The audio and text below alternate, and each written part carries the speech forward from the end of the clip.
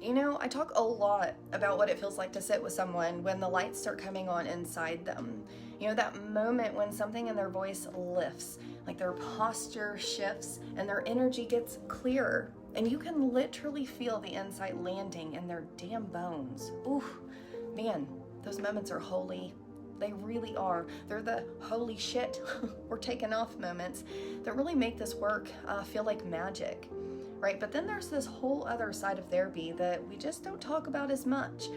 And maybe it's because it's just a little harder to explain, or maybe because it hits a little too close to home. I'm not sure. But it's the moment after the breakthrough, right? The exact second when the truth settles in, and instead of euphoria, it feels like someone just let the air out of your lungs, right? Not because the insight was wrong, and not because the person in front of me messed up, but because the truth finally made it all the way into their body, and their nervous system went, oh damn, that's what this means. You know, it's the moment when someone realizes a connection they thought was solid was never connecting at the points that they believed, right? It's like popping open a wire and seeing, yep, the energy's running through it, but damn, it's frayed, it's split, and it's misaligned. And no matter how much you want it to spark differently, it just won't, right? Or when they finally see the relationship they've been having with themselves, right? And the whole internal landscape rearranges in a single breath. Ooh, holy shit. You know, as a therapist, I sit in the highest of highs with people, that rocket fuel kind of moment where they sit up straighter because something finally freaking makes sense. And then sometimes even literally 1 minute later, I can watch that same person collapse inward, like someone popped a damn bubble around their heart that they didn't even know that they were living in. And it's not because I said something harsh in that moment, not at all.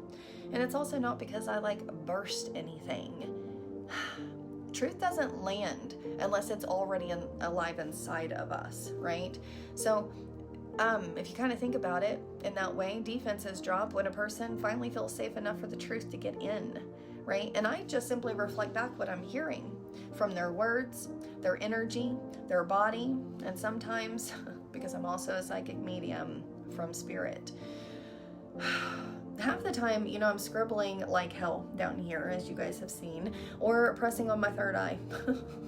I've been doing that a lot lately because that's how, my neurodivergent psychic medium brain regulates while I'm tracking 12 layers of someone's soul at once.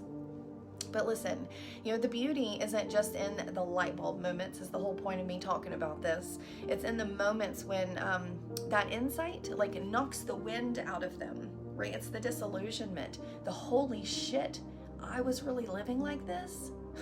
The feeling of being on the receiving end, basically, of a cosmic practical freaking joke. And then comes the real magic. When they start picking up the pieces of their life, the way people do kind of on those hoarder shows, right? Sorting what stays, what goes, what gets repurposed, and then what gets reclaimed. Those moments matter just as much as the takeoff, because insight doesn't just lift you, right? Sometimes that insight breaks you the hell open and empties you out like a damn pinata. But it gives you the first real shot at rebuilding a life that actually freaking fits. That's the part of therapy that I wish people talked about more. The highs and the hell, the liftoff and the deflation, the breakthrough and the breakdown that comes right the hell behind it. Both sides are sacred. Both sides are healing. And both sides, well, holy shit, both sides are why I love this work so damn much. And I'm glad you guys are here.